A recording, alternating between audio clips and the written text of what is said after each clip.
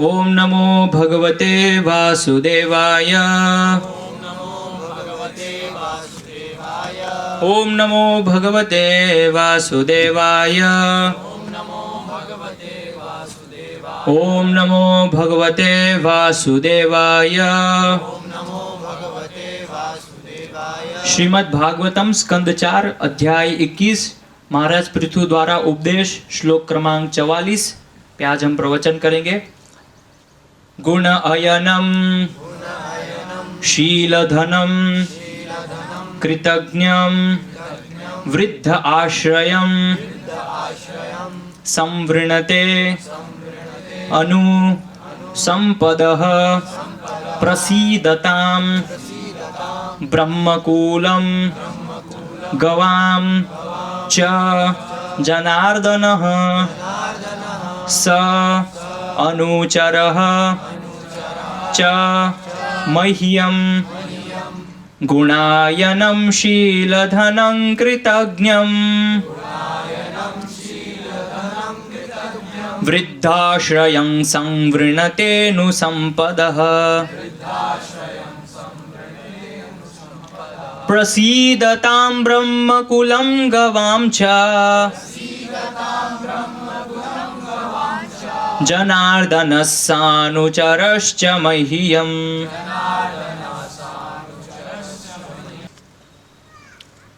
गुणायनम, जिसने समस्त सद्गुण प्राप्त किए हैं। शीलधनम, उत्तम आचरण ही जिसकी संपत्ति है।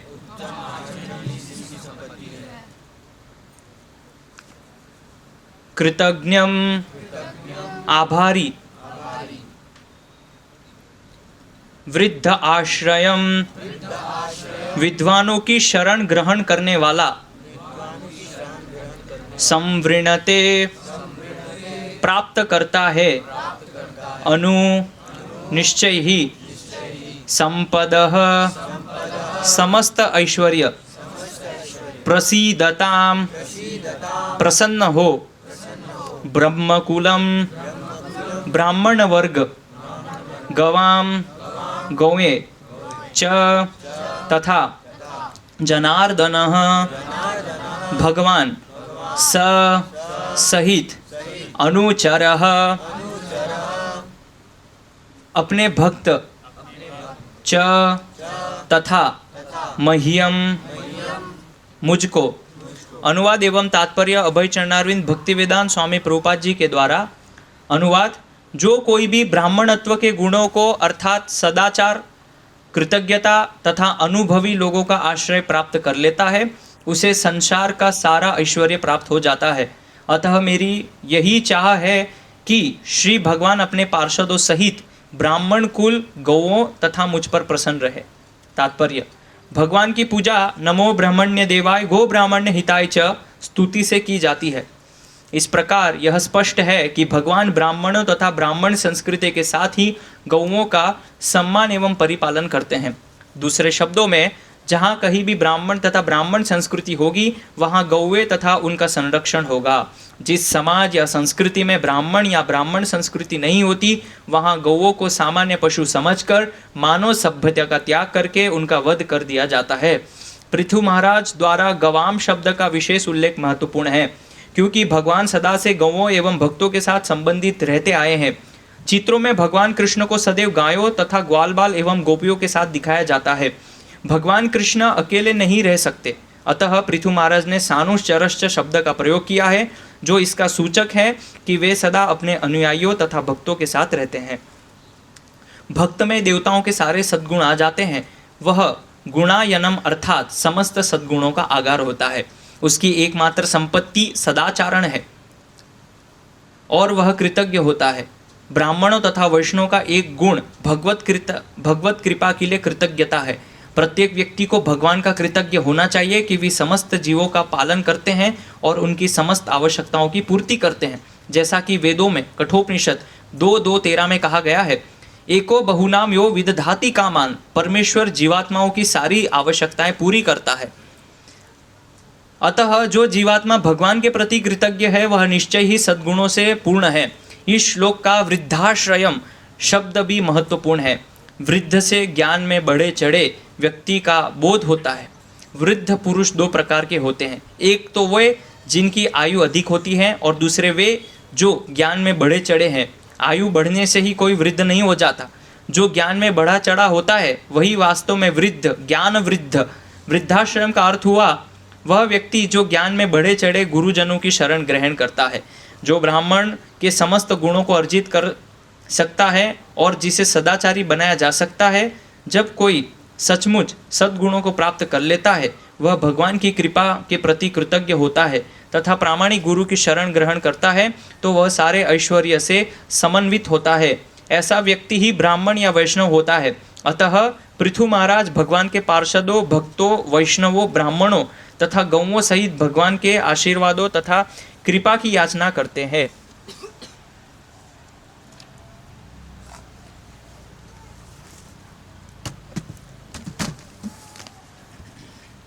ओम अज्ञानतिमिरन्धस्य ज्ञानाञ्जनशलाकया चक्षुरुन्मीलितं येन तस्मै श्रीगुरवे नमः।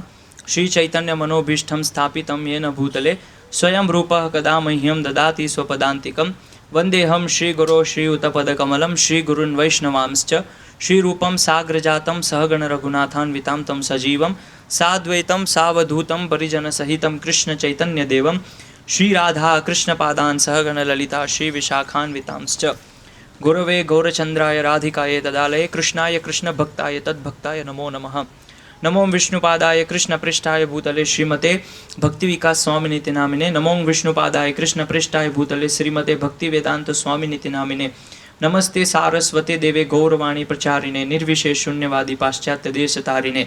जय श्री कृष्ण चैतन्य प्रभु नित्यानंद श्री अद्वैत गदाधर शिवासादि गौर भक्तविंद। हरे कृष्णा कृष्णा कृष्णा हरे हरे, हरे राम राम राम हरे हरे। हरे कृष्ण। तो यहाँ पे इस अध्याय में हम देख रहे हैं पिछले कुछ समय से पृथु महाराज जो है वह प्रजाजनों को कुछ उपदेश दे रहे हैं, कुछ समझा रहे हैं। और इसके कुछ पिछले श्लोकों में हमने वर्णन पाया कि जो पृथु महाराज है वो ऐसी अपेक्षा कर रहे हैं कि मैं किस प्रकार से ब्राह्मणों और जो वैष्णव है उनकी चरण धूलि को अपने सिर पे, मस्तिष्क पे धारण करूं, ऐसा पिछले श्लोक में वर्णन आया। और फिर उसके पिछले श्लोक में उन्होंने बताया कि किस प्रकार से जो मेरा शुद्धि हो और मैं शास्त्र का पालन करूं और फिर इंद्रिय निग्रह करूं, तो ये सब उन्होंने वर्णन किया। और आज का जो श्लोक है इसमें विशेषतया जो इंगित किया गया है तो कुछ महत्वपूर्ण बिंदु है जिसके ऊपर हमको ध्यान देना चाहिए। और उसमें है सदाचार, कृतज्ञता और तीसरा है अनुभवी लोगों का आश्रय। ये मुख्य 3 बिंदु बताए हैं, तो इसके ऊपर हम थोड़ी सी चर्चा करेंगे। तो जैसे कि इसके पहले श्लोक में वर्णन आया है पिछले श्लोकों में कि किस प्रकार से जो पृथु महाराज है वो अपने आदर्श से बताना चाह रहे, लोगों को ये सिखाना चाह रहे हैं कि किस प्रकार से ब्राह्मण और वैष्णव होते हैं उनके चरण कमलों की धूलि को धारण करना चाहिए। और हम वर्णन पाते हैं शास्त्र में कि किस प्रकार से भक्ति में आगे बढ़ने के लिए 3 चीज़ बताई गई है। वो 3 चीज़ यदि हम स्वीकार करते हैं अपने जीवन में तो हम बहुत ही शीघ्रता से और बहुत ही तीव्रता से भक्ति में उन्नति करते हैं। तो बताया है भक्त पद धूलियार भक्त पदे जल भक्त भुक्त अवशेष 3 महाबल। तो ये भक्ति के बहुत ही महान उपयोगी सिद्धांत बताए हैं जो हमें अपने जीवन में इसका पालन करना चाहिए। तो इसमें पहले बताया है कि भक्तों की धूलि, जो महान वैष्णवगण होते हैं, भगवान के शुद्ध भक्त होते हैं, उनके चरणों की धूलि मस्तिष्क पे धारण करना। और हम देखते हैं श्रीमद् भागवतम में भी वर्णन आता है कि किस प्रकार से राजा रघुगण और जड़ भरत की जब चर्चा होती है तो उसमें वो कहते हैं कि किस प्रकार से पाद रजोभिषेकम, कि जो महान वैष्णवगण होते हैं उनकी जो रज होती है चरणों की, उससे अपने आप का अभिषेक करना चाहिए। तो इस प्रकार से ये शास्त्र में वर्णन है। और हम देखते हैं कि आज भी भारत के अंदर ये संस्कृति है कि जब भी कोई ब्राह्मण या वैष्णव या भगवान के भक्त साधु संत घर में जाते हैं तो उनके चरणों को स्पर्श करके हम अपने मस्तिष्क पे धारण करते हैं। तो ये संस्कृति हमारी रही है। लेकिन जैसे जैसे आधुनिकीकरण बढ़ रहा है, कलयुग का प्रभाव जैसे दिन प्रतिदिन बढ़ रहा है, ये जो सभ्यता है, ये जो मर्यादा है, अपने वृद्धजन, अपने जो हमसे आयु में जो बड़े हैं उनका सम्मान करना, और विशेष करके बताया गया है कि किस प्रकार से उनके चरणों का स्पर्श करना, ये दिन प्रतिदिन लुप्त हो रहा है। आज हम देख रहे हैं, और यहाँ तक कि इतना ज़्यादा लुप्त हो गया है कि जो बच्चे हैं वो अपने माता पिता तक के चरणों को स्पर्श नहीं करते हैं आज की सभ्यता में। तो क्योंकि ये थोड़ा पिछड़ापन लगता है कि ये पिछड़े हुए जो लोग थे वो ऐसा करते थे, और अहंकारवश आज लोगों में अहंकार भी है और घमंड है, जिसकी वजह से लोग झुकना नहीं चाहते हैं। और हम देखते हैं कि किस प्रकार से ये जो मर्यादा है, अपने वृद्धजन जो माता पिता है, गुरुजन है, किस प्रकार से उनके चरणों का आश्रय लेके उनके चरणों में नतमस्तक होना चाहिए, ये सभ्यता धीरे धीरे जो है लुप्त होती जा रही है। तो हमें इसका बहुत ध्यान रखना चाहिए। विशेष करके हमारा जो ये वैष्णव, गौड़ीय वैष्णव संप्रदाय है, इसमें मर्यादा के ऊपर बहुत बल दिया जाता है कि हमें मर्यादा पालन करनी चाहिए। कौन वरिष्ठ है, कौन कनिष्ठ है, मध्यम है, और उस प्रकार से हमें जो है उनका सम्मान करना चाहिए। तो एक सामान्य शिष्टाचार, जैसे यहाँ पे बात आई है सदाचार, तो एक सामान्य सदाचार बताया है कि जब कोई वैष्णव गणों को हम देखते हैं जो कि भक्ति में बहुत उन्नत हैं, चेतना में बहुत उन्नत हैं, तो ऐसे महान शुद्ध भक्तों को हमें सबसे पहले पंचांग प्रणाम करना चाहिए। ये एक मुख्य सदाचार है। लेकिन क्योंकि हम भी कहीं ना कहीं बाहर रहे हैं, तो हमारे अंदर भी वो प्रभाव है कलयुग का, तो जिसकी वजह से वो कभी कभी लक्षण यहाँ भक्ति में प्रकट हो जाते हैं। तो सामान्य रूप से कभी कभी हमें याद रहता है, लेकिन कभी कभी हम भूल भी जाते हैं कि वैष्णव को हमें ऐसे इस प्रकार से प्रणाम करना चाहिए। तो ये एक सदाचार है। और भक्ति सिद्धांत सरस्वती महाराज कहते थे अक्सर कि अगर कोई वैष्णव है और वैष्णव होने के साथ साथ यदि उसके अंदर सदाचार नहीं है, मर्यादाएं नहीं है, तो वो इस प्रकार है, वो उदाहरण देते थे कि जैसे एक पंक्षी है और उस पक्षी के पंख नहीं है, तो ऐसा पक्षी किस काम का है?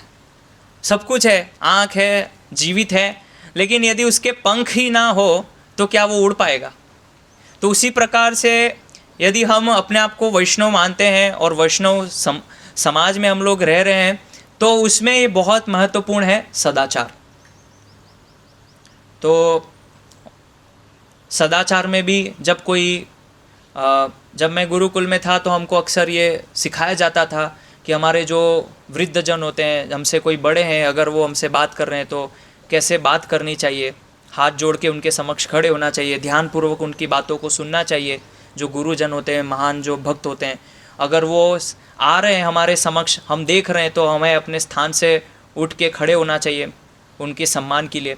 तो इस प्रकार से बहुत सारी ऐसी मर्यादाओं का वर्णन शास्त्र में मिलता है। तो कई बार हमें ऐसा लगता है कि इतना सम्मान की क्या ज़रूरत है, इतना सम्मान, और हम तो साथ में ही रहते हैं, और ऐसे तो कितने भक्त आते रहते हैं, किसके लिए हम खड़े होंगे, सभी तो महान वैष्णव हैं। तो हम देखते हैं कि हमारे जो गोस्वामी गण हैं वो आचरण से सिखा रहे हैं कि दिन में 1000 बार वो दंडवत प्रणाम कर रहे हैं भक्तों को।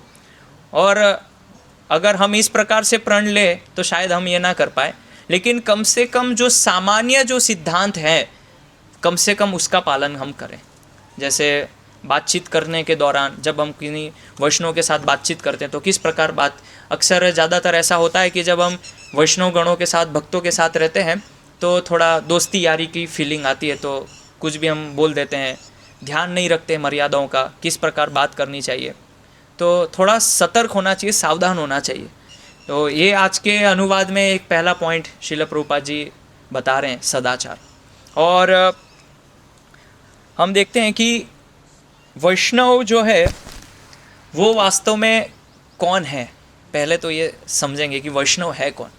तो वैष्णव की परिभाषा बताई है कि जिस व्यक्ति का दर्शन करने मात्र से यदि भगवान का स्मरण होता है हमको, ऐसे वैष्णव गणों को देख के, तो वो वैष्णव की एक परिभाषा है। ये एक परिभाषा है, ऐसे अनेक परिभाषाएं हैं शास्त्रों में, लेकिन उसमें से ये एक परिभाषा है कि जब हम किन्हीं वैष्णव को देखते हैं और उनको देख के तुरंत हमें भगवान कृष्ण का स्मरण हो। तो इस प्रकार से जब हम जो भक्ति में बहुत बड़े चढ़े हैं, भक्ति में बहुत उन्नत हैं, उनको जब हम देखते हैं तो उनको मात्र देखने से हमारे अंदर भी वो चेतना का संचार होना है, हमारे अंदर भी वो, उनके अंदर जो चेतना है, भगवत चेतना, वो हमारे अंदर संचारित होने लगती है। तो इससे ये समझ में आता है कि जो भगवान के भक्तगण हैं, जिनकी चेतना बहुत उन्नत है, उनके मात्र दर्शन से हमारे अंदर ये हम अनुभव करते हैं। तो विचार कीजिए कि ऐसे भक्तों के साथ रहने से, उनकी सेवा करने से और क्या क्या हमको लाभ हो सकता है। तो जब हम ऐसी अपेक्षा करते हैं कि हम ऐसे महान भक्तों की, वैष्णवों की संगति करें, उनके साथ रहें, तो उसके साथ फिर ये सिद्धांत आता है सदाचार। अगर ये हम अपेक्षा कर रहे हैं कि हम उनके साथ रहें, उनकी सेवा करें, जिससे हमको लाभ होगा, तो उसके लिए पहले आपको सीखना पड़ेगा सदाचार, मर्यादा। और जो मर्यादाएं हैं वो बहुत ही आवश्यक है भक्ति में, मर्यादा का ज्ञान होना चाहिए। इसलिए श्रील प्रभुपाद जी यहाँ पे सबसे पहले अनुवाद में पहली चीज़ लिखी सदाचार। और शास्त्र में बहुत सारे अलग अलग प्रकार की मर्यादाओं का वर्णन है, वर्ण, आश्रम और यथा योग्य किस प्रकार सम्मान करना चाहिए, तो सब शास्त्र में वर्णन है। और इस प्रकार से जब हम सदाचार का ध्यान रखते हुए, मर्यादाओं का ध्यान रखते हुए जब हम वैष्णव की सेवा करते हैं, तब फिर हमें उसका वास्तविक फल प्राप्त होता है। तो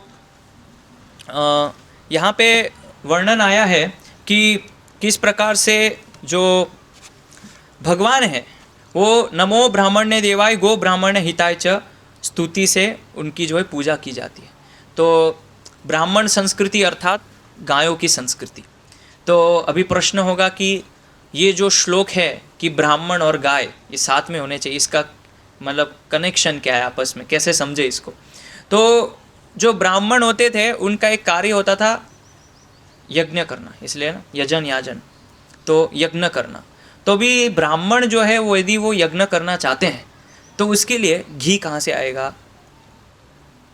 पंचगव्य जो है, जो गोबर है या गौमूत्र है या घी है, वो हम कहाँ से लाएंगे। तो उसके लिए गाय चाहिए। अगर गाय नहीं है और ब्राह्मण सोचे कि मैं यज्ञ करूं, तो संभव कैसे होगा। इसीलिए जहाँ पे ब्राह्मण संस्कृति है वहाँ पे गायों की संरक्षा की जाती है। लेकिन आज हम देख रहे हैं कि जैसे जैसे कलयुग बढ़ता जा रहा है, ब्राह्मण संस्कृति जैसे जैसे लुप्त होती जा रही है, उतनी ही ज़्यादा मात्रा में इस कलयुग के अंदर हम देख रहे हैं गायों का कत्ल हो रहा है, बहुत ही आयात में, बहुत आयात में। और एक सर्वे के अनुसार बताया गया है कि पूरे विश्व के अंदर जो भारत है वो द्वितीय स्थान पे है गायों को मारने में, सेकंड नंबर पे ये स्थिति है हमारे। तो इसीलिए ब्राह्मण संस्कृति को संरक्षित करना ये अति आवश्यक है। तो श्रील प्रभुपाद जी कई बार अपने प्रवचनों में कहे हैं कि ये जो प्रचार है और वर्णाश्रम की स्थापना है, उसमें मेरा उद्देश्य ये भी है कि किस प्रकार से मैं ब्राह्मण संस्कृति को और उसको संरक्षित करूं और ब्राह्मणों को क्रिएट करूं, निर्माण करूं ब्राह्मणों का। तो इसीलिए प्रभुपाद जी की बहुत अपेक्षाएं हमसे। और वैष्णव मतलब बताया गया ब्राह्मण से ऊपर, तो कम से कम ब्राह्मण के अंदर जो गुण है वो तो होने चाहिए, लेकिन वैष्णव जो है वो ब्राह्मण से यदि ऊपर है तो काफ़ी अपेक्षाएं की जाती है समाज में कि मर्यादा ये सब वो अपने जीवन में पालन करे, आचरण, व्यवहार, आदर्श, तो हमें वो प्रस्तुत करना चाहिए लोगों के समक्ष। यदि हम, क्योंकि सब कोई हम देखते हैं कि सब कोई हमें देखते हैं, हमारा आचरण देखते हैं कि हम वैष्णव हैं, भगवान के भक्त हैं, तो इनकी वाणी क्या है, कैसे वो बोल रहे हैं, उनका आचरण कैसा है। तो इसीलिए अक्सर क्या होता है कि हम बोलते बहुत कुछ है, लेकिन जब व्यावहारिक जीवन में करने की बात आती है तो उसमें ज़्यादातर लोग नहीं कर पाते हैं। इसीलिए कथनी और करनी ये दो चीज़ है। तो कथन जो हम कह रहे हैं वो हमारी करनी में, यानी कि हमारे व्यवहार में कई बार दिखता नहीं है। इसीलिए प्रयास करना चाहिए कि जो हम उपदेश देते हैं, जो हम संदेश देते हैं, उसके साथ साथ उसका जीवन में अनुपालन होना चाहिए। नहीं तो वो जो ज्ञान है अगर बिना जीवन में पालन किए बिना अगर वो हम दूसरों को बताते हैं, उपदेश देते हैं, वो उतना प्रभावशाली नहीं होगा। वो केवल एक तोते के जैसा ज्ञान होगा। ऐसे तोते को पढ़ा के सिखा के तब उसको बोलते हैं राम राम बोलो, तो वो राम राम बोलना चालू करता है, लेकिन उसको ये नहीं पता है कि राम शब्द क्या है, मैं ये जो बोल रहा हूँ राम, ये वास्तव में कौन है। उसी प्रकार से जब हम खाली भागवत से, पुराणों से, भक्तों से सुन के अगर खाली उसका लोगों को ज्ञान का प्रचार करें और जीवन में पालन ना करें, तो वो वास्तव में उतना प्रभावशाली नहीं होगा। इसीलिए जब हम कोई चीज़ अपने जीवन में पालन करते हैं और पालन करने के साथ साथ जब उसका हम प्रचार करते हैं, तो फिर उसका प्रभाव होता है। तो मुझे एग्जैक्टली एक श्लोक है, वो याद तो नहीं है, लेकिन कुछ कुछ याद है कि बताया गया है कि कुछ लोग हैं जो आचार करते हैं लेकिन प्रचार नहीं करते। कुछ लोग का ऐसा है कि बस आचरण होना चाहिए, आचरण ऐसा रखो, शुद्ध रखो, और वैष्णव के लिए बताया गया ऐसे आचरण होना चाहिए, लेकिन उसका प्रचार नहीं करते। और कुछ लोग होते हैं कि जो प्रचार ही प्रचार करते हैं लेकिन कभी आचरण नहीं करते, बस प्रचार करो लेकिन जीवन में कभी उसका अनुपालन नहीं करते, कभी आचरण नहीं करते। लेकिन बताया कि चैतन्य महाप्रभु ने दोनों करके दिखाया, आचरण और प्रचार दोनों श्री चैतन्य महाप्रभु ने करके दिखाया। हम देखते हैं गुंडीचा मार्जन जब हो रहा था तो स्वयं श्री चैतन्य महाप्रभु भक्तों के साथ मंदिर में गुंडीचा मंदिर का मार्जन कर रहे हैं, है ना, भक्तों के साथ वैष्णव की सेवा कर रहे हैं, वैष्णव को प्रसाद वितरण कर रहे हैं। तो इस प्रकार से भक्तों की सेवा भी कर रहे हैं और साथ ही साथ वो उपदेश भी दे रहे हैं, प्रचार भी कर रहे हैं, तो ज़्यादा प्रभावशाली है। और अनेक अनेक आचार्य, भक्ति सिद्धांत सरस्वती महाराज, शिल प्रभुपाद जी, शिल भक्ति विनोद ठाकुर, इन आचार्यों के जीवन को यदि हम देखें तो इन्होंने केवल संदेश का प्रचार नहीं किया है, साथ साथ उसको अपने जीवन में पालन किया है। शिल प्रभुपाद जी का भी जीवन हम देखते हैं किस प्रकार से उनका जीवन था। दिन में मात्र 2 घंटा विश्राम करना और हर समय भगवान की सेवा में नियुक्त रहना, भगवत संदेश में अपने आप को लगाना, प्रचार में लगाना, और पुस्तकों का लेखन कार्य। तो उनका एक आचरण जो प्रभावशाली था। अक्सर कई बार ये प्रश्न आता है कि हम प्रचार तो करते हैं लेकिन उसका प्रभाव क्यों नहीं दिखता है। उसका एक कारण ये है क्योंकि हम कहीं ना कहीं जीवन में उसको उतार नहीं रहे। ये एक मुख्य कारण है उसका। और भी कई कारण हो सकते हैं, शुद्धता है और भी, लेकिन ये भी एक कारण है उसका। तो जितनी ज़्यादा मात्रा में हम उसको अपने जीवन में उतारते हैं, उसका पालन करते हैं, और जब फिर उसके साथ जब हम प्रचार करते हैं तब फिर उसका और भी प्रभाव होता है। तो फिर हमें कोई कह सकता है कि आप बोलते हैं कि हम शरीर नहीं, हम आत्मा है, तो हम तो खुद आत्मा के स्तर पे नहीं आए हैं, तो इसका प्रचार फिर बाद में करेंगे जब आत्मा के स्तर पे आएंगे। तो हम प्रयास कर रहे हैं उस स्तर पे आने का। हम ऐसा नहीं है कि उसके लिए हम कभी प्रयास ही नहीं है, प्रयासरत है हम उसके लिए। तो कम से कम कार्यरत होना चाहिए, प्रयासरत होना चाहिए कि जो शास्त्र में शिक्षाएं हैं, जो मर्यादाएं हैं, उसका हमें जीवन में अनुपालन करना चाहिए और फिर दूसरों को बताने का प्रयास करना चाहिए। तो इसीलिए ब्राह्मण संस्कृति बहुत आवश्यक है। और ब्राह्मण संस्कृति में जो ये वैष्णव समुदाय है, वैष्णव समुदाय से विशेष करके अपेक्षाएं होती है समाज की कि उनका आचरण, व्यवहार, वो सब जो है एक स्पष्ट हो लोगों को, क्योंकि वो एक तरह से नेता होते हैं, नायक होते हैं समाज में, तो लोग उनको देखते हैं। तो हमें बहुत सारे चीज़ों में सतर्क होना चाहिए, सावधान होना चाहिए, तो इसका ध्यान रखना चाहिए।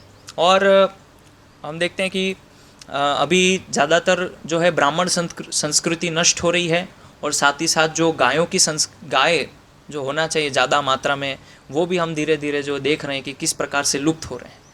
तो हम देखते हैं कि गायों का विशेष करके कुछ ऐसा आयोजन नहीं है कि जिसमें गायों के संरक्षण के लिए कुछ प्रयास किए जाए। और हम देखते हैं कि आज बहुत आयात में गायें जो है सड़कों पे घूम रही हैं और कोई ध्यान नहीं दिया जाता है कि वो प्लास्टिक खा रहे हैं, गाय जो है सड़कों पे मर रही हैं, ड्राइवर लोग आते हैं ट्रक के नीचे कुचल देते हैं गायों को, किसी को कोई लेना देना नहीं है। क्यों? और हम जब दूध पीते हैं या दूध से बनी वस्तुएं जो है, पदार्थ हैं, जब वो सेवन करते हैं तो हमें सोचना चाहिए कि जो हम ये ग्रहण कर रहे हैं ये कैसे आ रहा है। हमको खाने में तो अच्छा लगता है, पनीर खाते हैं, हम दूध पीते हैं, हम दही ग्रहण करते हैं, हम घी लेते हैं, लेकिन वास्तव में ये किस प्रकार से आ रहा है हमारे पास, वो सोचना चाहिए। क्योंकि इतने ज़्यादा बहुत आयत में गायों को लोग मांस भक्षण कर रहे हैं, गौ मांस भक्षण, ये तो हम सोच भी नहीं सकते भारतीय संस्कृति में। लेकिन लोग आज कलयुग के प्रभाव से इतने निकृष्ट हो चुके हैं, इतने गिर चुके हैं अपने पद से, कि आज हमारी संस्कृति में जहाँ पे गाय को एक माता के समान दर्जा दिया जाता है, आज वही भारतीय लोग गाय जो कि एक माता के समान है, वो माता को काट के खाते हैं। ये हमारी संस्कृति है। तो विचार कीजिए कि किस दिशा में समाज जा रहा है। थोड़ा बहुत विचारणीय प्रश्न है कि ऐसा क्यों हो रहा है। तो इसके लिए हम देखते थे कि किस प्रकार से ब्राह्मण जो है वो संस्कृति को बचा के रखते थे। हमारी जो धरोहर थी संस्कृति, उसको किस प्रकार से बचाया जाए उसके लिए वो कार्यरत थे। लेकिन आज जिस प्रकार से ब्राह्मण वर्ग धीरे धीरे लुप्त हो रहा है, उसी के साथ साथ हमारी जो संस्कृति रही है सदियों से, वर्षों से लोग जो संस्कृति का पालन करते आए हैं, वो आज धीरे धीरे नष्ट हो रही है। और आज आप देखिए हमारे खून के अंदर जो पाश्चात्य संस्कृति है वो इतनी ज़्यादा घुस चुकी है कि हमारी जो वैदिक संस्कृति थे वो सोचने के लिए भी हमारे पास समय नहीं है। इतनी ज़्यादा हमारे रग रग के अंदर पाश्चात्य संस्कृति घुस चुकी है। तो जैसे हमारी संस्कृति हमको सिखाती है, जैसे एक उदाहरण मैंने दिया कि माता पिताओं के चरणों को स्पर्श करना, क्योंकि हमारे वो वृद्ध जन है, जो बुजुर्ग जन है, माता पिता है, गुरुजन है, उनके चरणों को स्पर्श करना चाहिए। लेकिन वो आज संस्कृति धीरे धीरे लुप्त हो रही है। क्यों? क्योंकि पाश्चात्य संस्कृति में ये उनकी शिक्षा नहीं है। वहाँ पे जो है समान, सब समान है। लेकिन यहाँ पे बताया जाता है कि इसीलिए पहले समझना चाहिए कि मेरा अधिकार, मेरी योग्यता क्या है, और योग्यता और अधिकार के अनुसार मुझे क्या करना चाहिए, मेरे लिए क्या करणीय है, ये विचार करना चाहिए हमको। अगर एक शिष्य है तो एक शिष्य के लिए क्या कर्तव्य है जो उसको करने चाहिए। तो बताया गुरु की सेवा करनी चाहिए, गुरु के जो है वचनों को जीवन में पालन करना चाहिए। उसी प्रकार अगर एक पुत्र है तो पुत्र के क्या कर्तव्य है जो उसको उसके जीवन में पालन करना चाहिए। तो ऐसे हर एक, अगर कोई पिता है तो पिता की क्या कर्तव्य है जो उसको उसके जीवन में पालन करना चाहिए, ये हमको हमारे शास्त्र सिखाते हैं। इसीलिए इतना ज़्यादा पाप बढ़ रहा है। ब्राह्मण नहीं है, और ब्राह्मण नहीं होने की वजह से संस्कृति जो है प्राय धीरे धीरे लुप्त होती जा रही है। हम देखते हैं कि कहाँ हम थे और कहाँ पहुँच चुके हैं। एक समय था जहाँ पे हमारी वैदिक संस्कृति में पहले अगर हम एक एक चीज़ देखें तो पहले तो हम वस्त्र से लेते हैं। हमारे जो वैदिक संस्कृति है उसमें बताया ये वस्त्र है, धोती कुर्ता धारण करना, और पहले वैदिक समय में सभी लोग ये धारण करते थे। लेकिन अभी पाश्चात्य संस्कृति जब हमने अपनाई तो हमारे वस्त्र जो है वो चले गए। और पहले के समय में जो ज़्यादातर लोग थे वो इस प्रकार से इस वस्त्रों को धारण करते थे, और ज़्यादातर लोग जो हैं वो सिलवाते नहीं थे वस्त्र को, क्योंकि शास्त्र में ऐसा वर्णन है कि जब हम ये वस्त्र के अंदर सुई लगाते हैं तो वो अशुद्ध माना जाता है। तो इस प्रकार से आपने देखा होगा कि पहले के समय में लोग जो इस प्रकार से धोती चादर इस ऐसे धारण करते थे वस्त्रों को। तो ये हमारी वैदिक संस्कृति है। और फिर हम देखते हैं कि पहले के समय में लोग जो है अपने जो वरिष्ठ जन हैं, जो गुरुजन हैं, वृद्ध जन हैं, उनका कितना सम्मान करते थे। लेकिन अभी वो भी चीज़ धीरे धीरे जो है लुप्त होती जा रही है। और फिर हम देखते हैं कि पहले के समय में लोग जब कोई कार्य करते थे तो उस समय किस प्रकार से वो भगवान का गुणगान करते थे, कथा सुनते थे। लेकिन आज वो है वो स्थान टीवी ने ले लिया है। तो लोग बोलते हैं कि समय नहीं है, समय नहीं है। लेकिन समय है, लेकिन वो समय कहाँ जा रहा है। और विशेष करके जब से स्मार्टफोन आए, एंड्रॉयड आए, तब से और ज़्यादा हम जो है उस चीज़ वहाँ से गलत चीज़ें सीख रहे हैं। तो इसीलिए अगर हमको फिर से ये संस्कृति को स्थापित करना है, हमारी जो वैदिक संस्कृति है इसको यदि पुनर्जीवित करना है, तो कुछ लोगों को आगे आना पड़ेगा। और आगे आके अभी आप देखिए, आप यहाँ पे बहुत सारे लोग बैठे हैं प्रवचन में, और ये भगवान का श्री मंदिर है। तो श्री मंदिर में जाते समय किस प्रकार के वस्त्र होने चाहिए ये शास्त्र हमको सिखाते हैं। ये पाश्चात्य वस्त्र है, पाश्चात्य वस्त्रों को मंदिर में धारण करके कभी नहीं जाना चाहिए, है ना। लेकिन आज लोग जाते हैं, उतना भी हमको ये ज्ञान नहीं है। तो इस प्रकार से हम देखते हैं कि जो सामान्य सिद्धांत है वैदिक संस्कृति के, वो भी हमको नहीं पता है। आज भी कई दक्षिण भारत में ऐसे मंदिर हैं जहाँ पे बहुत बल दिया जाता है कि आप पाश्चात्य जो वस्त्र यदि धारण करते हैं तो आपको मंदिर में जो है प्रवेश नहीं है। तो कई बार लोग ऐसा आक्षेप करते हैं कि भाई भगवान का दर्शन करने में क्यों आप बाधा उत्पन्न कर रहे हैं, हम तो आ रहे हैं भगवान का दर्शन करने। तो अब मुझे आप ये बताइए कि जब आप अपने ऑफिस जाते हैं, स्कूल जाते हैं, तो वहाँ का एक यूनिफॉर्म है, तो टीचर को क्यों नहीं बोलते कि हमारी मर्जी, हम कुछ भी पहने, पढ़ाई तो करने आ रहे हैं ना हम, तो उसके लिए कपड़ों का क्यों मैटर बीच में ला रहे हैं? हमारा काम है पढ़ाई करना, हम आ रहे हैं स्कूल का बैग लेके, पुस्तक लेके, उसके ऊपर आप ये जो कपड़े हैं वो क्यों बीच में ला रहे हैं? तो उसी प्रकार हम मंदिर आ रहे हैं, भगवान का दर्शन कर रहे हैं, ये कपड़ों को बीच में क्यों लेके आ रहे हैं? तो हर एक जगहों पे जब हम जाते हैं वहाँ का एक वस्त्र होता है, वो एक हमारी मर्यादा को स्थापित करता है ना। स्कूल में जा रहे हैं तो स्कूल के एक वस्त्र हैं, एक यूनिफॉर्म है। आप ऑफिस जा रहे हैं, जॉब जा रहे हैं, है आज तक कोई ऐसे जो ऑफिस जाते समय धोती कुर्ता पहन के गए हो? आप नहीं जाएंगे, क्योंकि वहाँ का एक वेशभूषा है। उसी प्रकार जब हम मंदिर में जाते हैं, भगवान के समक्ष जाते हैं, तो उस मंदिर में जाने से पूर्व हमको इस प्रकार के वस्त्र धारण करने होते हैं और तब हम श्री भगवान का दर्शन करते हैं। तो कम से कम आप अपने निजी जीवन में, घर पे नहीं तो कम से कम जब हम मंदिर जाते हैं, भगवान के ऐसे धार्मिक संस्थानों पे जाते हैं, तो वहाँ पे धोती कुर्ता, तिलक होना चाहिए मस्तिष्क पे, तो ये सब चीज़ें हमें पालन करनी चाहिए। तो ये है सदाचार। और फिर एक श्रील प्रभुपाद जी दूसरा इसमें बता रहे हैं, अनुभवी लोगों का आश्रय प्राप्त करना। ये दूसरा बिंदु प्रभुपाद जी यहाँ पे अनुवाद में बता रहे हैं कि जो अनुभवी लोग हैं, शास्त्र में जो बहुत ही बड़े चढ़े हैं, जिनको शास्त्र का ज्ञान है, जो शास्त्र को जानते हैं और जिन्होंने जीवन में अनुभव किया है शास्त्रों का, ऐसे लोगों का आश्रय प्राप्त करना। तो वो हमें मार्गदर्शन देते हैं जीवन में कि क्या करना चाहिए, क्योंकि अक्सर हमारे जीवन में ऐसी परिस्थितियां बनती हैं जहाँ पे धर्म संकट उत्पन्न होता है कि इसमें ऐसा करना चाहिए कि नहीं करना चाहिए, क्या करना चाहिए। तो ऐसे अवस्था में, ऐसी परिस्थिति में हमको ये जो लोग हैं, अनुभवी लोग हैं, ये हमको मार्गदर्शन करते हैं। इसीलिए ऐसे लोगों का आश्रय प्राप्त करना चाहिए। और यहाँ पे श्रील प्रभुपाद जी तात्पर्य के अंदर बताए दो लोगों के बारे में, एक वयोवृद्ध और एक ज्ञान वृद्ध। एक जो है वय में, यानी कि उम्र में बड़े हो सकते हैं, लेकिन श्रील प्रभुपाद जी बता रहे हैं कि वास्तव में जिसकी आयु बड़ी है तो जरूरी नहीं है कि उसके पास ज्ञान हो।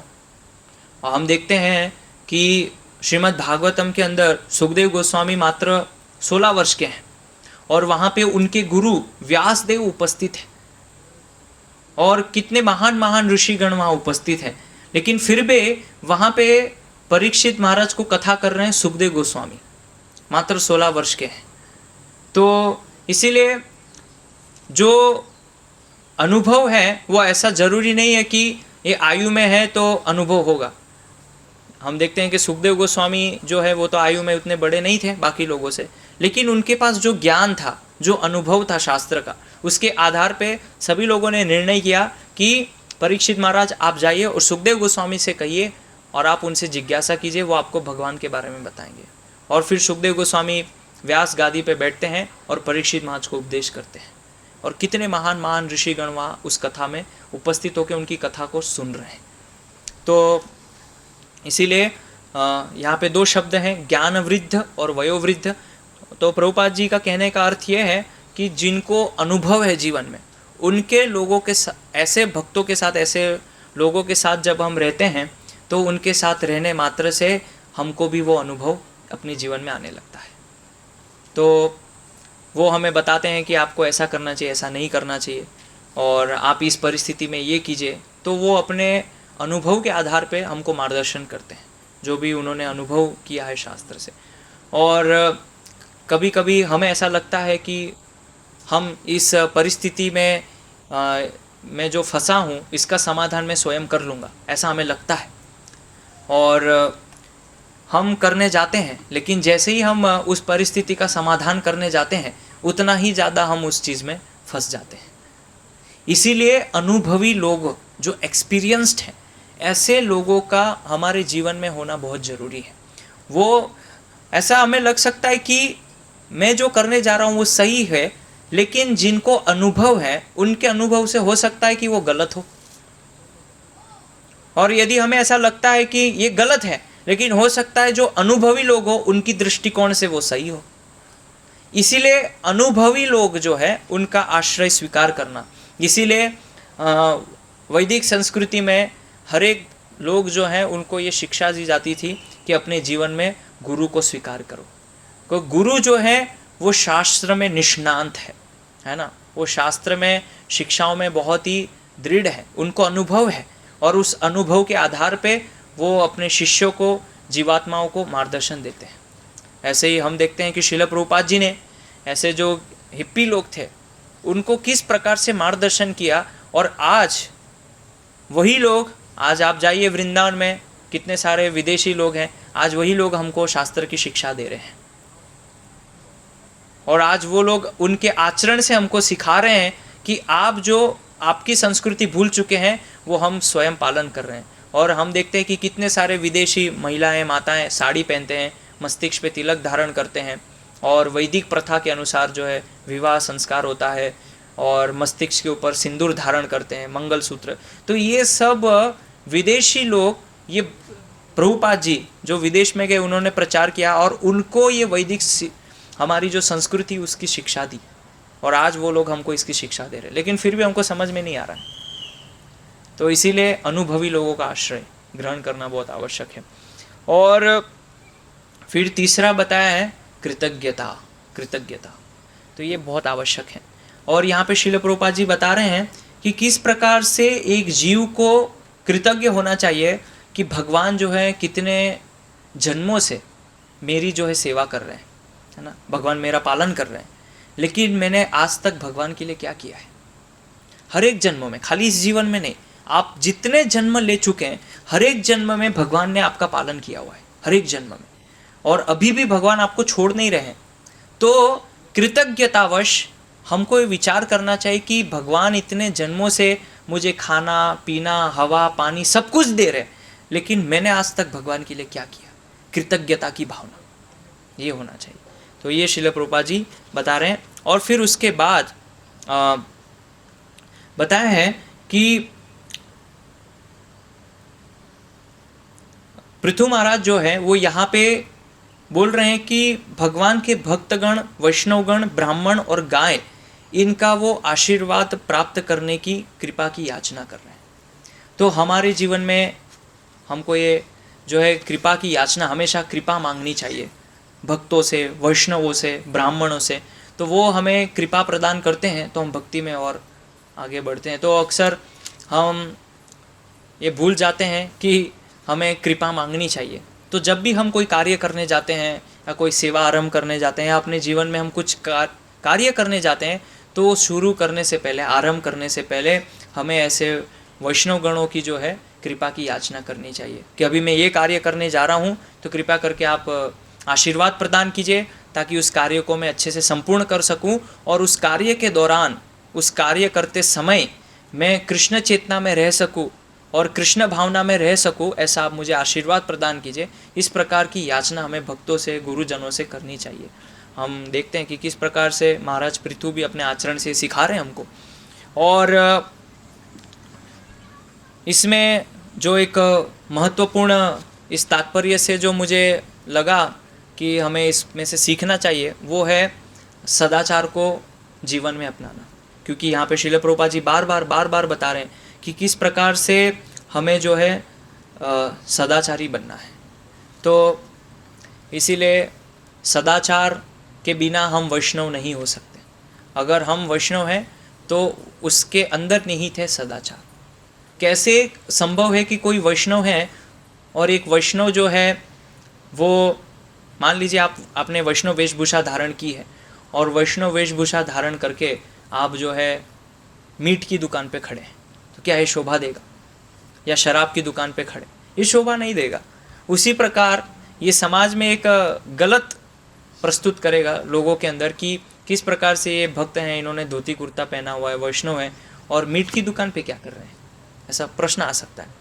तो ये तो एक उदाहरण दिया मैंने। उसी प्रकार से जो हमारे दैनिक जीवन में छोटी छोटी चीज़ें होती हैं, लोग उसको देखते हैं कि किस प्रकार से बात कर रहे हैं, इनका आचरण क्या है, किस प्रकार का इनका व्यवहार है, ये देख के जो लोग होते हैं, आम लोग, वो सीखते हैं।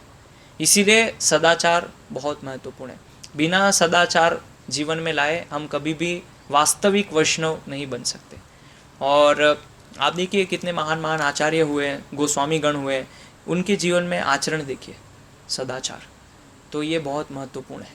और सदाचार के ऊपर हम पूरी कक्षाएं कर सकते हैं, किस प्रकार से बैठना चाहिए, कैसे बोलना चाहिए, खाना किस प्रकार से चाहिए, जब हम आम लोगों के बीच में जाते हैं तो उनके बीच में क्या व्यवहार होना चाहिए, इसके ऊपर कई कई कक्षाएं हो सकती है।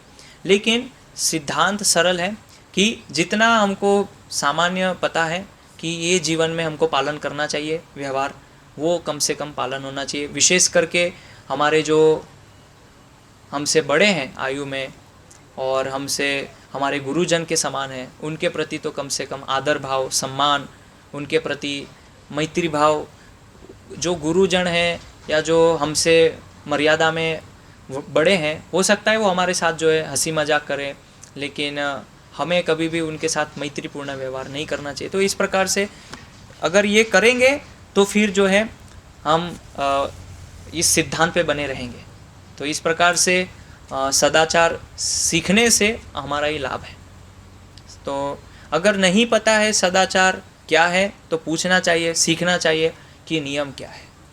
नहीं तो हम देखते हैं कि हम बहुत सारे भक्त साथ में रहते हैं तो अक्सर वो मर्यादा, वो जो आचरण है वो हम भूल जाते हैं कि कौन है। कभी कभी मैं विचार करता हूँ कि कई बार जो न्यू भक्त हैं, अभी आप लोग बहुत सारे भक्त लोग ट्रेनिंग ले रहे हैं यहाँ पे, जो पीले वस्त्र जिन्होंने धारण किए, तो कई बार हम देखते हैं कि मैं जब बात करता हूँ उनसे तो भूल जाते हैं कि प्रभु जी तो खड़े होना चाहिए या प्रणाम करना चाहिए। तो इस प्रकार से ऐसी छोटी छोटी चीज़ें हैं जो अपने जीवन में उसको पालन करना चाहिए।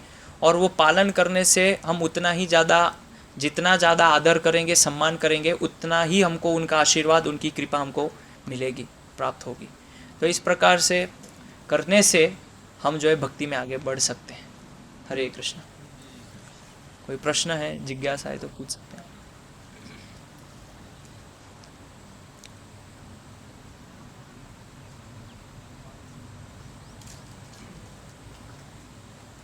हरे कृष्ण। गुरु जी, जैसे आपने बताया कि जो वरिष्ठ जन है उन्नत भक्तों के संग में रहना चाहिए, तो उससे कुछ लोग बाद में ऐसा समझते हैं कि हमारे अंदर वो परिवर्तन नहीं आया, कोई शुद्धता नहीं आई, तो लगता है सब लोग में त्रुटि है, तो आगे समझ नहीं पाते हैं, तो मतलब भक्ति में मतलब गड़बड़ प्रोसेस में है। तो वरिष्ठ भक्तों के साथ अगर हम रहते हैं और ये अपेक्षा कर रहे हैं, तो जो व्यक्ति, श्रील प्रभुपाद जी ने एक सिद्धांत बताया था, इंग्लिश में बोलते थे Prabhupada ji, be a bee not a fly. ऐसे प्रभुपाद जी कहा करते थे कि जो जिस भक्त को यदि सीखना है तो कहीं से भी वो शिक्षा को ग्रहण कर सकता है, लेकिन यदि उसकी वृत्ति दोष वृत्ति है तो वो दोष वृत्ति के कारण अगर उन्नत से उन्नत भक्त भी आ जाएंगे तो वो वहाँ से भी नहीं सीख पाएगा। जैसे हम अगर वो दोष वृत्ति वाला भक्त यदि श्रील प्रभुपाद जी के साथ भी रहेगा तो वहाँ भी उसको दोष दिखाई देगा कि प्रभुपाद जी ऐसा क्यों कर रहे हैं, प्रभुपाद जी तो ऐसा नहीं करना चाहिए, शास्त्र में तो ऐसा नहीं है। एक बार एक भक्त थे, तो गुरु महाराज परम पूज्य भक्ति का स्वामी महाराज के साथ सेवा में थे और उन्होंने देखा कि गुरु महाराज ने ब्रह्मचर्य पुस्तक के अंदर लिखा है कि जो ड्रमस्टिक होते हैं उसको नहीं लेना चाहिए। तो गुरु महाराज तो प्रतिदिन सूप पीते हैं, तो उन्होंने बोला महाराज आपने तो ऐसा लिखा है लेकिन आप तो दिखता नहीं, आप पालन करें। तो गुरु महाराज ने बोला दूसरे दिन अपने जो सेवक थे, निजी सेवक, कि अब से मैं कल से नहीं लूँगा, क्योंकि ये भक्त के अंदर दोष वृत्ति है और उस दोष वृत्ति के ऊपर वो आक्षेप लगा रहे हैं गुरु के ऊपर। तो हमें पूछना चाहिए, अगर इस प्रकार से हमारे जो गुरुजन हैं जो भक्ति में बहुत उन्नत है, उनके अंदर इस प्रकार से कुछ आपको लगता है तो आप पूछ सकते हैं, लेकिन ये निष्कर्ष मत निकाले कि ये दोष है। ये निष्कर्ष निकालना कि दोष है मतलब वो हमारे अंदर दोष वृत्ति है। इसीलिए इस प्रकार मानसिकता वाले जो भक्त होते हैं, अगर उनके अंदर ऐसी दोष वृत्ति होती है तो आप अगर उनको भगवान के साथ भी रख देंगे ना, वहाँ भी उनको दोष दिखाई देगा। ए भगवान रासलीला क्यों कर रहे हैं, इन्होंने चीरहरण क्यों किया। लेकिन वो ये नहीं समझ पाएगा कि पूर्ण पुरुषोत्तम परमेश्वर भगवान कृष्ण है और उनके साथ रहने का मुझे अवसर मिला है और मेरा कर्तव्य है उनकी सेवा करना। मेरा कर्तव्य ये नहीं है ये देखना कि वो क्या कर रहे हैं, मेरा कर्तव्य ये मुझे देखना कि मुझे क्या करना चाहिए, उनके जीवन से मुझे क्या शिक्षा लेनी चाहिए। तो इस प्रकार से प्रोसेस में गड़बड़ नहीं है, जिन भक्तों के साथ आप रह रहे हैं उनमें कमी नहीं है, कमी है हमारी इस विकृत मानसिकता। इस मानसिकता को ठीक करना पड़ेगा। तो कई लोग होते हैं जिनको अगर शिक्षा लेनी है, तो जैसे हम देखते हैं श्री चैतन्य महाप्रभु एक छोटे बच्चों से उन्होंने शिक्षा ली, गोपाल गुरु नाम दे दिया उनको। छोटे बच्चे ने बोला कि आप इस प्रकार शौच क्रिया जाते हो, कृष्ण कृष्ण नाम लेते हैं, तो बोला ठीक है अब से नहीं लूँगा। तो इस प्रकार से उनको गुरु बना दिया, गोपाल गुरु उनको नाम दे दिया। तो सीखने के लिए हम कहीं से भी शिक्षा ले सकते हैं, एक छोटे बालक से भी हम कुछ शिक्षा ले सकते हैं। हम देखते हैं कि ध्रुव महाराज जो है आयु में इतने छोटे हैं, लेकिन उनसे शिक्षा हम लेते हैं। ये तो नहीं बोलते तो छोटे बालक थे, क्यों लेते हैं शिक्षा, क्योंकि उन्होंने करके दिखा, उनके जीवन में कुछ था। उसी प्रकार से कोई ना कोई भक्त के अंदर कुछ गुण होते हैं जो हम सीख सकते हैं, लेकिन हमारी ये दोष वृत्ति हमको वो उनके सद्गुणों को स्वीकार करने नहीं देती है। हमारी ये दोष वृत्ति हमको एक्सेप्ट नहीं करने देती है। नहीं नहीं नहीं, नहीं ये गलत है, नेगेटिव, तो ये नेगेटिविटी आ जाती है। इसीलिए सबसे पहले दोष वृत्ति से बाहर निकलना पड़ेगा। अगर ये मानसिकता होगी तो आप कभी भी जीवन में कभी भी स्वीकार नहीं कर पाएंगे और ना ही कभी सीख पाएंगे। तो इसीलिए मैंने बताया प्रवचन में कि हमें पता होना चाहिए कि मेरी योग्यता क्या है, मैं कौन हूँ, मेरा कितना अधिकार है, वो हमें पता होना चाहिए। नहीं तो फिर हम इस प्रकार से गुरुजनों में भी दोष देखने लगेंगे अगर उनके साथ रहने लगे तो। और जैसे मैंने बताया भगवान के साथ भी रहेंगे तो उनके अंदर भी आप दोष निकालेंगे। तो हमारे ऊपर है हम कितना सीखना चाहते हैं।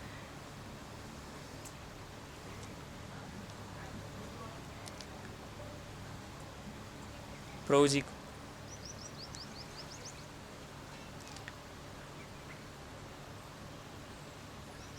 एक इसमें एडिशन लगता है, ऐसा संभव है जहाँ जिन वरिष्ठ भक्तों के साथ या अनुभवी भक्तों के साथ हम रह रहे हैं उसमें कोई दोष दिखे भी, क्योंकि जब हम शास्त्र अध्ययन करते हैं तो उसमें तो ऐसे कई वर्णन आते हैं कि अनेक ऐसे महापुरुषों के द्वारा ऐसे कर्म हुए जो अनुचित। तो लेकिन ये सारी जो कथाएं जो हैं, जो भी घटना है, वो हमें उससे क्या शिक्षा प्राप्त करनी है, आप बता रहे। तो वही हमारी चेतना या एटीट्यूड होना चाहिए। उसको और भी ट्रेडिशनल अंडरस्टैंडिंग से भी उसको समझे। तो धर्म की व्याख्या जो मनुस्मृति इत्यादि ग्रंथों में की है, तो उस पर और विद्वानों ने इस पर विवेचना भी की है।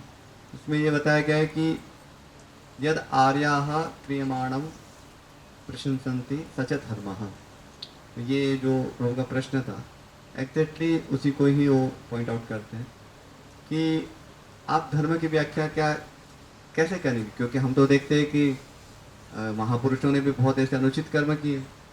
देवराज इंद्र, उनके कुछ ऐसे कर्म है, जैसे कोई ऋषि थे, उनकी पत्नी के साथ वो ऐसे उन्हीं का स्वरूप धारण करते और फिर प्रतिक्रिया करते हैं। तो ये तो यदि हम कहते हैं कि जो वेदज्ञ पुरुषों के द्वारा किया हुआ आचरण वो धर्म है, तो वो तो हम देवराज इंद्र में नहीं पाते। फिर क्या भीष्म पितामह है, भीष्म पितामह तो उन्होंने तो क्षत्रिय होते विवाह नहीं किया, तो क्या इसको धर्म कहेंगे? उसको भी धर्म नहीं कह सकते। इसलिए फिर समाधान के रूप में बताते हैं कि जो जिस कार्य की आर्य लोग प्रशंसा करते हैं, यद आर्या यद क्रियमाण प्रशंसन्ति सच धर्म, तो उन्होंने भले उनसे कुछ दोष हुआ हो या किसी अन्य कारणवश उन्होंने ऐसा कुछ कर्म किया हो, लेकिन वो जिसकी प्रशंसा कर, तो देवराज इंद्र आपको इसकी प्रशंसा नहीं करेंगे आप ऐसा कर्म करें। तो इसलिए ये प्रैक्टिकल है कि हम जब ऐसे अनुभवी भक्तों के साथ रहते हैं, मैंने अपने व्यक्तिगत जीवन में भी इसको अनुभव किया है, हमारे वरिष्ठ भक्तों में कई बार, क्योंकि गॉड इज परफेक्ट, ऐसा तो है नहीं कि हाँ हर कोई व्यक्ति परफेक्ट है, इम्परफेक्शन कभी दिख सकता है, लेकिन क्या वो उसकी संस्तुति हमें करता है? क्या हमें ये बताते हैं कि आप भी ऐसा ही करो? तो ऐसा नहीं है।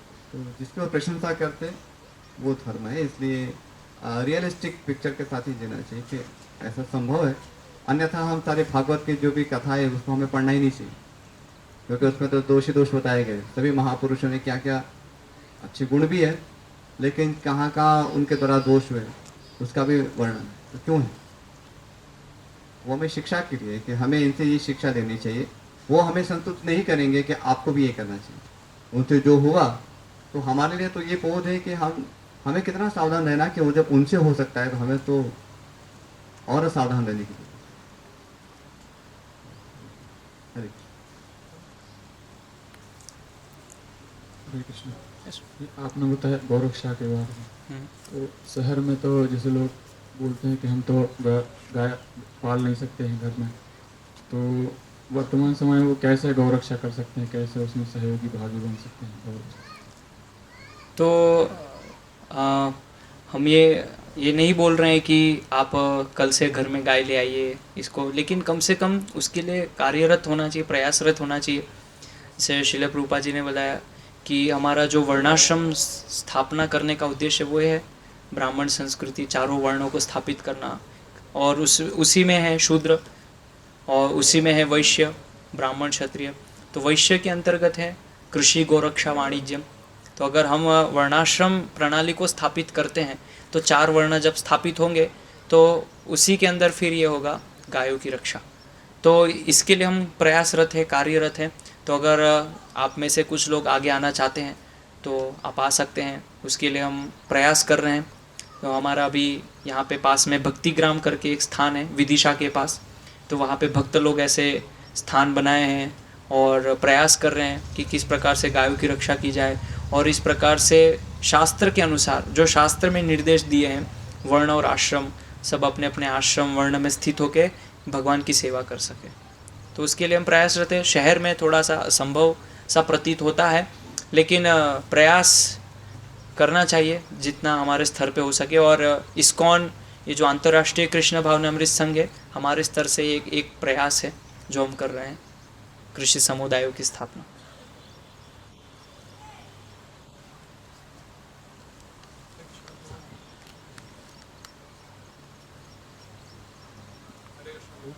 जो मेरा ये प्रश्न था कि जैसे हम यहाँ पे आते हैं, भक्तों से बहुत सारे मिलते हैं, तो हमको जैसे हर किसी को प्रणाम करेंगे तो ऐसा पॉसिबल नहीं है, लेकिन अगर हम मानसिक प्रणाम करें तो क्या वो सही है कि? हाँ, जैसे मैंने बताया कि गोस्वामी गण जो है वो तो 1000 बार दंडवत प्रणाम करते थे, तो उतना तो हमको नहीं करना है 1000 बार, लेकिन कम से कम जो हमसे वरिष्ठ है, अगर आपको ऐसा लगता है कि भक्ति में बहुत बड़े चढ़े हैं, उनसे हम मिल रहे हैं, तो शिक्षा तो यही है शास्त्र की कि प्रणाम करना चाहिए। हाँ, अगर आपको शारीरिक कुछ कष्ट है, दर्द है, तो वो एक अलग बात है, आप स्पष्ट कर सकते हैं इस प्रकार से मुझे पीड़ा है और उस पीड़ा के कारण मैं नहीं कर सकता, हालांकि मुझे करना चाहिए लेकिन दोष हैं शरीर में, लेकिन सिद्धांत ये है शास्त्र का।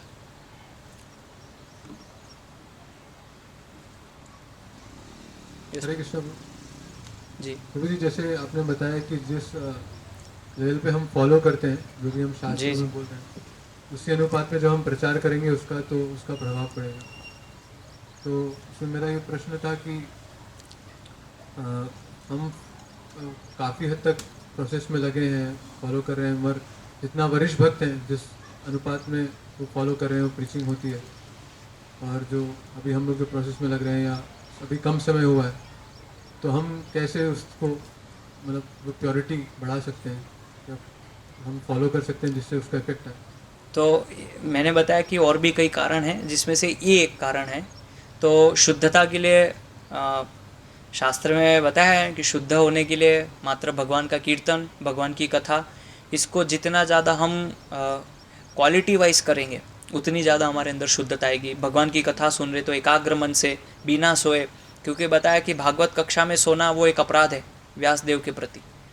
तो वो कम से कम ध्यान से भगवान की कथा श्रवण करना, हमारे कर्णों में वो भगवान की कथा जाए, उसके लिए उसी प्रकार से जब अब भगवत नाम कीर्तन करते हैं तो एकाग्र मन से भगवान के नामों के ऊपर ध्यान करते हुए, तो धीरे धीरे ऐसे जो हम छोटे छोटे अपराध करते रहते हैं दैनिक जीवन में, जो होते हैं अनजाने में भी होते हैं, तो उसके प्रति थोड़ा सतर्क होना चाहिए, सावधान होना चाहिए। और वैष्णव के प्रति जब हम कोई उनसे कार्य उनके साथ रहते हैं, उनके साथ कार्य करते हैं, या जब हम उनकी सेवा करते हैं, तो कई बार हो सकता है अपराध हो, तो उसमें भी ध्यान देना चाहिए। तो ये करते रहने से धीरे धीरे एक दिन शुद्धता आएगी, और यही एकमात्र तरीका है भगवान का नाम, रूप, गुण और लीला ये श्रवण करेंगे। और हम देखते हैं कि अक्सर हमारी रुचि नहीं होती है भगवत कथा सुनने में, भगवत कीर्तन सुनने में, तो उसको धीरे धीरे अभी हम कर तो रहे हैं, जो श्रील प्रभुपाद जी ने बोला है 16 माला जब क्वांटिटी उतना कर रहे हैं, लेकिन अभी एक स्तर आएगा उसके बाद क्वालिटी, क्योंकि क्वांटिटी हम 16 माला तो कितने वर्षों से कर रहे हैं और करते आ रहे हैं, लेकिन उसके बाद अभी अगला स्टेप क्या है, नेक्स्ट कदम ये उठाना है कि उसमें हम किस प्रकार से शुद्धता लाएं। तो यही सब जो चीज़ें नाम अपराध है उसके प्रति हमें सावधान होना चाहिए, सेवा अपराध से बचना चाहिए, उसी प्रकार और भी जो चीज़ें होती हैं गलतियाँ, उससे सतर्क होना चाहिए। वो क्या सामने वाले व्यक्ति पे भी निर्भर करता है कि वो कितना बद्ध, मतलब किस प्रकार से वो नहीं प्रोसेस को नहीं लेना चाह रहा है। क्योंकि हम देखते हैं जो अगर कोई शुद्ध भैया बहुत प्रचार कर रहा है तो कुछ समय तक वो व्यक्ति रहेगा, मगर कुछ समय बाद भक्ति से बाहर हो जाता है। तो क्या हाँ, वो उसकी व्यक्तिगत भी है कि वो कितना भक्ति को स्वीकार करना चाहता है, क्योंकि अंततः सभी जीव की स्वतंत्रता है। हम ज़बरदस्ती करके उसको नहीं बोलेंगे कि नहीं आपको ये स्वीकार करना ही पड़ेगा, वो उसके ऊपर है। हमारा कर्तव्य उद्देश्य है बताना शास्त्र की शिक्षाओं को, और हो सकता है उसमें से कुछ लोग को अच्छा लगे, किसी को बुरा लगे, या किसी को कुछ समय अच्छा लगेगा उसके बाद बुरा लगेगा तो छोड़ के चला जाएगा। तो वो व्यक्तिगत भी है, उसकी स्वतंत्रता है कितना वो उसको ग्रहण करना चाहता है, शास्त्र की शिक्षाओं को, संदेश को, वो भी है। यस।